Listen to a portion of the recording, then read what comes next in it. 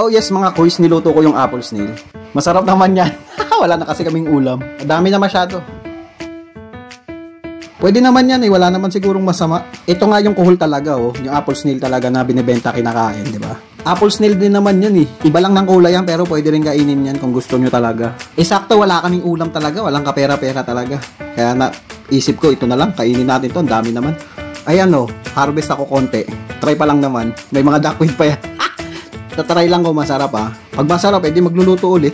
Diba? Pero feeling ko mas malinis pa nga to dun sa mga black na kuhol na binibenta. Ayan, chop-chop lang tayo ng panggisa. Ayoko sanang kainin to, kaso 0 days talaga mga chong. Rock bottom ng kahirapan talaga. Ayan, kumuha na ako malunggay. Yan, ginisa ko lang, tas nilagyan ko ng gata. Bara-barang luto lang. Yun lang, ganun lang kadali. Sana masarap to.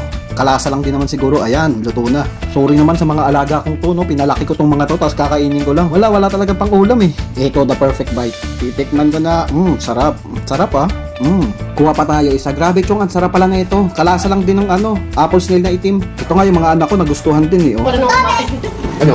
Ha? Sarap. Ako lang dapat kakain ito pero gusto daw nilang tikman eh. Sarap naman siya. Sana ganito kalaki para mas masarap.